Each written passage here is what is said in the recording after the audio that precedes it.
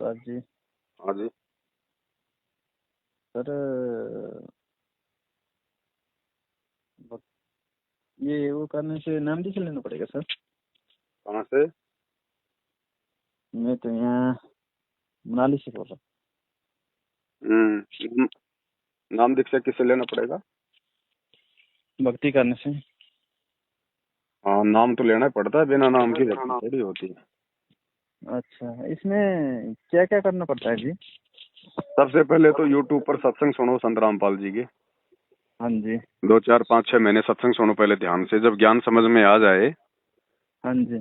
उसके बाद में नाम उपदेश लेके अपनी भक्ति शुरू कर दो। मर्यादाएं निभानी पड़ेगी, मर्यादा टूटेगी तो भक्ति काम नहीं आएगी।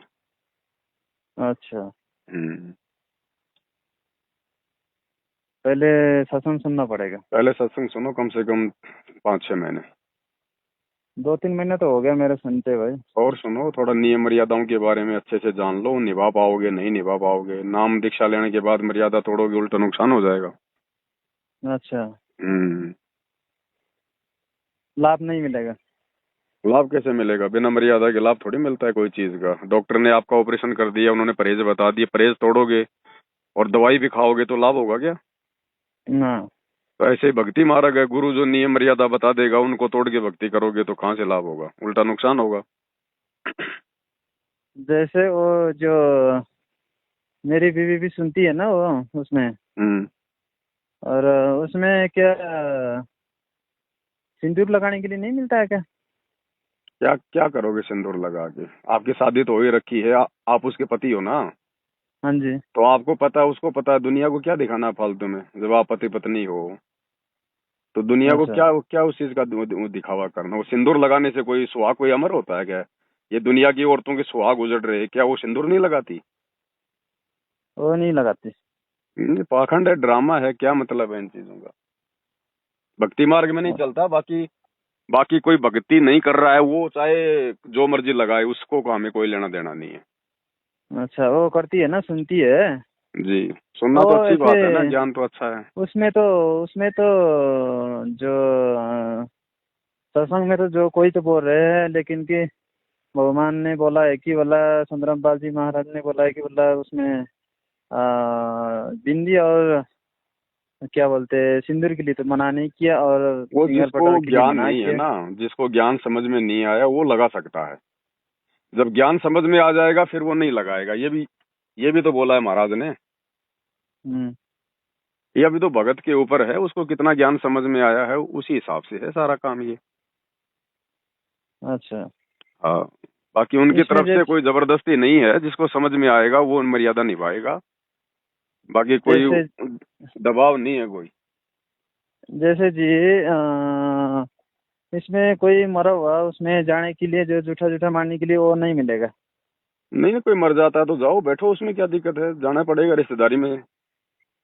लेकिन वहां अच्छा। की जो मर्यादाएं हैं ना, जो फालतू की, जो ये कर्म कांड करते हैं, फिर 13वीं हाँ। करना, 12वीं करना, पिंड भराना, ये करना, पंडितों से पूजा पाठ करवाना, ये सब कुछ अच्छा। नहीं करना है। अब वो आत्मा है, देखो अब देखो ऐसा है, मान लो कल को आप भी मरोगे और मैं भी मरूंगा। हम्म। अब मरने के बाद में हमारा क्या पड़ा रह गया? वो शरीर पड़ा रह गया, वो मिट्टी है। वो जो आत्मा थी वो तो हम्म। निकल गई, जो प्राण तो निकल गए। अब ना तो आपको पता कि मेरा कौन क्या कर रहा है। और अगर उस शरीर को कुछ भी कर दो ना, तो शरीर जिंदा हो सकता है ना उसकी मुक्ति हो सकती है। मुक्ति तो जो उसने अच्छे बुरे कर्म किए थे ना उसके हम्म। ऊपर डिपेंड करेगा। अब मरने के बाद तो मिट्टी है वो शरीर तो। अब मुसलमान उसको जमीन में जो है गाड़ देते हैं, हिंदू उसको आग में जला देते हैं, उसका कोई मतलब नहीं है, वो मिट्टी है। तो ये फालतू का कर्म कांड है। इन पंडितों ने, इन ब्राह्मण लोगों ने, आज से पहले हमारे जो बुजुर्ग थे बेचारे भोले भाले थे, वो पढ़े लिखे नहीं थे, उनको जैसा बताया अपनी पेट पूजा के लिए हमारे बुजुर्गों ने ये करना शुरू कर दिया। अब देखा देखी आप और हम कर रहे हैं। हम्म।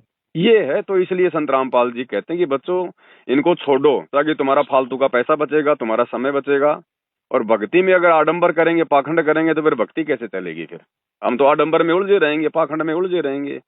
फिर समाज हम्म। कैसे, फिर समाज कहाँ से सुधरेगा? अच्छा। अब पूरा जिंदगी तो हम लोग कमाते हैं बैल और गधे की तरह, और फिर बाप मर जाए, माँ मर जाए, तो फिर 5 गांव का जिम्मेवार करो। अरे क्या मतलब है? एक तो घर में आदमी मर गया, ऊपर से लोग खाना खाने आ रहे हैं। वो खुशी मना रहे हैं, वो दुख मना रहे हैं। हाँ। अगर कुत्ता भी मर जाता है ना, तो कुतिया पूरा दिन भोजन नहीं करती और इंसान तुरंत खाने के लिए आ जाता है। तो हम इंसान है, हम लोग जानवर हैं? भाई खुशी पे इंसान नहीं छोड़ता, कोई मर जाए तो उस पे इंसान नहीं छोड़ता, तो इंसान है क्या है ये? तो ये थोड़ा सा विचार करना पड़ेगा। हम लोग पढ़े लिखे हैं, समझदार हैं। अब हमारे हमारे पूर्वज तो बेचारे अनपढ़ थे, जैसा उनको बताया वैसा वो करने लग गए। अब आपने थोड़ी करना है। तो वैसे आने जाने में मना ही नहीं करते गुरुजी, आओ जाओ, रिश्तेदार हैं, बैठो, ऐसी कोई दिक्कत नहीं है, लेकिन पाखंड में सहयोग नहीं करना। अच्छा। देखो भक्ति मार्ग में कुछ मर्यादा होती हैं, उनको निभाना ही पड़ेगा, तभी आप सक्सेस होगे। अब जैसे मीठा खाना कोई बुरी बात है कि अच्छी बात है, ये बताओ मुझे। मीठा खाना? कोई लाडू जलेबी बर्फी खाना अच्छी बात है या बुरी बात है? ये मीठे, अब ये तो अच्छी बात है। अच्छी बात है ना। और आपको हो जाए डायबिटीज, आपको हो गई शुगर, और डॉक्टर ने आपको मना कर दिया भैया जरा भी मीठा खा लिया तो मरेगा। अब आप अपनी रिश्तेदारी में जाओगे किसी शादी में, फंक्शन में, अब वहां तो आपको कहेंगे ना लो जी रसगुल्ले खा लो, लो जी बर्फी खा लो, आप खाओगे क्या? वो तो अब देगा तो खाना ही पड़ेगा। नहीं तो फिर मरोगे, फिर खाओगे तो। आपको डॉक्टर ने भी तो मना कर रखा ना कि आपको शुगर है। हाँ, ये तो नहीं खाना पड़ेगा। हाँ। तो इसी प्रकार गुरुजी ने जो मर्यादा बता दी भक्ति मार्ग में, वो यदि हम तोड़ेंगे तो फिर हमारा मोक्ष नहीं होगा, हमारी मुक्ति नहीं होगी। बाकी आम समाज तो ये कहेगा यार ये कैसा गुरु बना लिया, ये भी नहीं करना वो भी नहीं करना। अब भैया भक्ति मार्ग में हम तभी सफल होंगे जब गुरु के नियम निभाएंगे। जैसे जैसे मरीज आदमी अपना रोग उसी समय सफल करवाएगा जब डॉक्टर के कहने से वो परहेज करेगा, ये है। अच्छा। तो जो भक्ति में है ना उसके लिए मर्यादा, जो भक्ति नहीं कर रहा वो चाहे जो मर्जी करो, नाचो गाओ कूदो खाओ पियो, उसके लिए कोई मनाही नहीं है, ये है। अच्छा। अब ये टीकी बिंदी बताओ। अब आप मुझे एक बात बताओ भाई साहब, औरतें श्रृंगार क्यों करती हैं? और तो ये सिंगर तो पता नहीं है। खूबसूरत दिखने के लिए तो करती हैं, और तो कौन सा वो हाँ चांद हाँ तारे आ जाते हैं। हाँ, ये तो अब है। बताओ आपकी औरत को देख, आपकी औरत श्रृंगार करके बाहर निकलेगी, कौन देख रहा है? बाहर के लोग बाहर देखेंगे ना। बाहर के लोग देखेंगे। और क्या करेंगे फिर? पीछे से क्या करेंगे, अरे यार देख इसकी औरत कितनी सुंदर है, अरे वाह बहुत बढ़िया एक नंबर की चीज है। आपको अच्छा लगेगा ये सब? ये तो नहीं लगेगा। तो फिर क्या मतलब है? अरे जब तुम्हारा पति ये सब कुछ देखना नहीं चाहता, तुम्हारे पति को तुम्हारे कर्म अच्छे लगने चाहिए। तुम्हारी पत्नी अगर अच्छे चरित्र की है और अगर वो श्रृंगार नहीं करती है तो तुमको अच्छी लगेगी ना। और तुम्हारी पत्नी का वो जो जो मतलब जो चरित्र है वो अच्छा नहीं है, और चाहे कितने श्रृंगार कर ले तुम उसको पसंद करोगे? नहीं। तो फिर 16 श्रृंगार करके बाहर भाई साहब किसको दिखाना? फिर फालतू में वैसे लोगों ये का तो है। दिमाग खराब होगा, लोगों के अंदर गंदे गंदे विचार आएंगे, है ना। हाँ हाँ। इसलिए संत रामपाल जी मना करते हैं कि भगत की वजह से किसी दूसरे के विचार गंदे नहीं होने चाहिए, अच्छा। इसलिए मना करते हैं। लेकिन ऐसे मरा हुआ किसी के वहां जाके बैठने के लिए तो कुछ नहीं होता। ना ना, जाके बैठने से कुछ नहीं है। अगर कोई मर जाता है तो जाने में कोई दिक्कत नहीं हमारे को। वहां पर बैठो आराम से, लकड़ी वकड़ी दो उसको, अर्थी को कंधा दो। लेकिन जो पाखंड करते हैं ना ये पूजा पाठ वगैरह, ये पंडित ये ब्राह्मण फालतू में अपनी पेट पूजा के लिए, हमने उसमें बढ़ावा नहीं देना। क्योंकि अब वो आत्मा है, वो बेचारी निकल गई है, जैसे उसने अच्छे अच्छे बुरे बुरे कर्म की, वो आगे अपना भोगेगी। अब वो तो शरीर है, वो तो भाई साहब उस शरीर का क्या करोगे, नहला के धुला के उसकी पूजा पाठ करके, बताओ। वो तो वैसे वो तो बदबू मारने वाला है। घर में बैठ के भक्ति कर सकते कि वहां पे आना पड़ेगा? नहीं नहीं नहीं, जब गुरु आश्रम में हो और गुरु आपको जब बुलाता है महीने 2 महीने में, तो आपने जाना जरूरी है। अन्यथा आप अपने घर पे बैठ के भक्ति करो, अपना काम धंधा करो, कहीं धक्के खाने की जरूरत थोड़ी है। अच्छा, आश्रम में बुलाएगा तो जाना पड़ेगा। देखो अगर गुरु का आदेश आ गया, अभी जैसे हमारे गुरुजी अभी जेल में हैं, अभी हमारे गुरुजी का कोई आदेश नहीं है कहीं भी जाने का। अब गुरु का जो परिवार है ना, उन्होंने अपने धर्म को धंधा बना लिया। अब ये लोग आश्रम खोल खोल के संगत को वहां पे जमा करते हैं अपने धार्मिक धंधे के लिए, ताकि संगत आएगी 2 पैसे दान करेगी। तो वर्तमान में बिल्कुल नहीं जाना चाहिए। जब आपका गुरु आश्रम में है और गुरु कहे तो जाना है, बाकी गुरु के परिवार के कहने से, किसी भगत के कहने से नहीं जाना। अच्छा। हाँ। गुरु जेल में ऐसे क्यों गया सर? ये 2014 में बरवाला कांड हुआ था।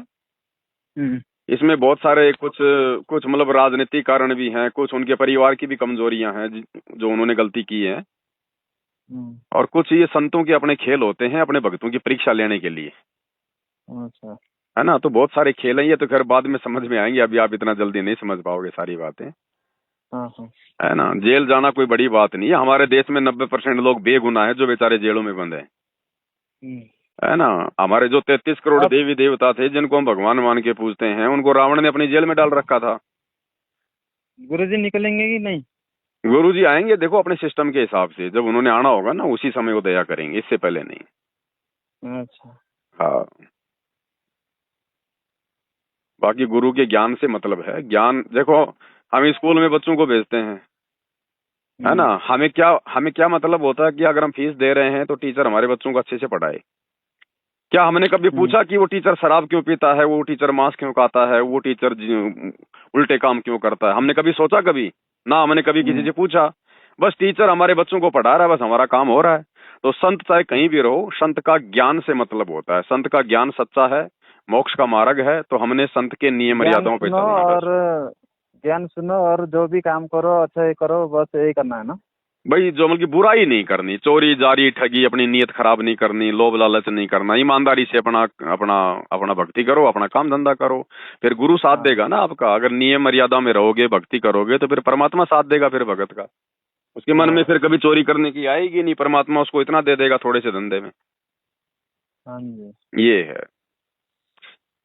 बाकी आप भी हाँ। सुनो, सत्संग है तो अच्छी बात है, तो बहुत अच्छी बात है। देखो, जो औरतें, जो माता बहनें संत रामपाल जी के सत्संग सुनेंगे ना, उनके मन में कभी गलत विचार नहीं आएंगी। वो कभी अपने पति को कभी छोड़ने का विचार नहीं करेगी, दूसरे के साथ कभी शारीरिक संबंध बनाने का विचार भी नहीं करेगी। वो इतना अच्छा ज्ञान देते हैं संत रामपाल जी, इतना मतलब डर हो जाता है कि भैया फिर भोगना हम्म। पड़ेगा।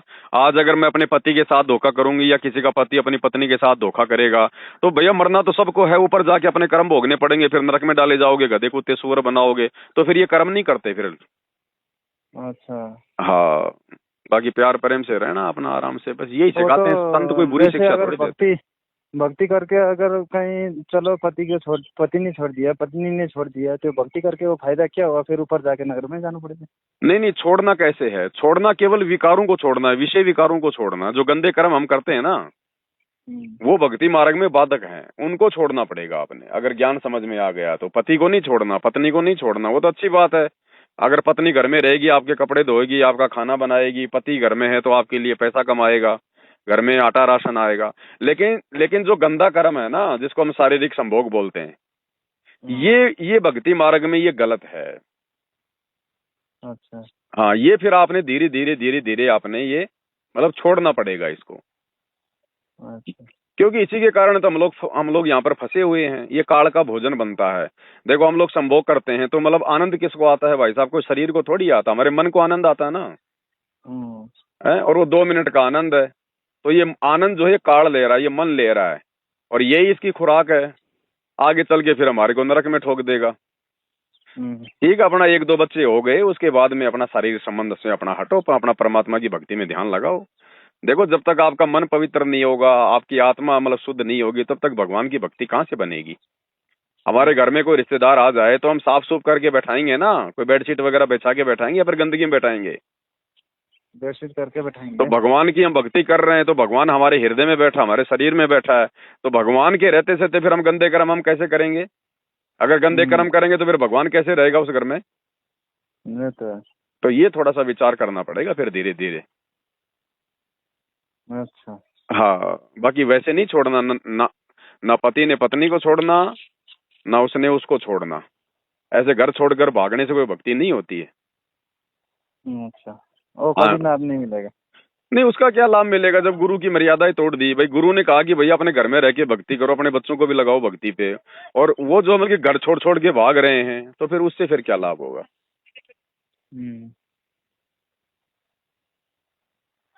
और बताओ, कुछ हो तो। बस यही था जी। बाकी आप सत्संग सुनते रहो, धीरे धीरे बहुत सारी बातें आपके समझ में आने लगेंगी फिर। अभी आपका कुछ विरोध है क्या आपकी पत्नी के साथ में? ऐसे विरोध तो नहीं है। मत करना भाई साहब, विरोध मत करना, क्योंकि आने वाले समय में पूरी दुनिया इसी भक्ति पे लगेगी। और देखो, भगत है, भगत के साथ अगर कोई विरोध करेगा ना, तो फिर वो कर्म बिगड़ते हैं, है ना। भाई देखो, कोई गलत काम तो कर ही नहीं रही ना, केवल जो है भक्ति तो कर रही है ना। और भक्ति भी वो कर रही है जो शास्त्रों के अनुसार है। हमारे शास्त्रों में ब्रह्मा विष्णु महेश देवी देवताओं की भक्ति करने को कहीं नहीं कहा गया है। ये तो हमारे ये जो नकली धर्म गुरु थे, इनको शास्त्रों का ज्ञान तो था नहीं खाली ये संस्कार जानते थे और हमारे पूर्वजों को इन्होंने बहका दिया, और हमारे से इन देवी देवताओं की यादें अधूरे भगवानों की जो रावण की जेल में पड़े थे, हमारे से इनकी भक्ति शुरू करवा दी, और हमारे पूर्वज गधे कुत्ते सुअर बनते गए। आज हम उनके श्राद्ध निकाल रहे हैं। अरे भैया, जब उनकी मुक्ति हो गई तो फिर उनके श्राद्ध क्यों निकाल रहे हो तुम? एक तरफ तो फोटो लगा रखी हमारे स्वर्गवासी दादाजी, और फिर उसके श्राद्ध निकाल रहे हो। अरे वो स्वर्ग में चला गया तो फिर वो भूखा मर रहा है क्या वहां भी? फिर वो काहे का स्वर्ग है जहाँ पे भूखा मर रहा है? हमारे को यहाँ से भेजना पड़ रहा है श्राद्ध निकाल के। तो वो गधे कुत्ते सुअर बन के घूम रहे हैं, भूत बन के घूम रहे हैं, उनकी मुक्ति नहीं हो पाई देव देवताओं की भक्ति के कारण। इसलिए संत रामपाल जी वास्तविक शास्त्र अनुकूल भक्ति दे रहे हैं, तो वो तो अच्छी बात है ना। आने वाले समय में देखना आपके घर में जो सुख होंगे, जो लाभ होंगे, दुनिया देखा करेगी। अब आम का पेड़ लगाएंगे तो आज ही थोड़ा ना फल देगा भाई साहब, 4-5 साल तो कम से कम मेहनत करनी पड़ेगी ना। तो अभी भक्ति उन्होंने शुरू की है, धीरे धीरे देखना इस भक्ति का फल आपके घर में परमात्मा बरकत देगा। और आप अगर विरोध में आ जाओगे तो फिर कुछ नहीं होगा फिर। अच्छा जी।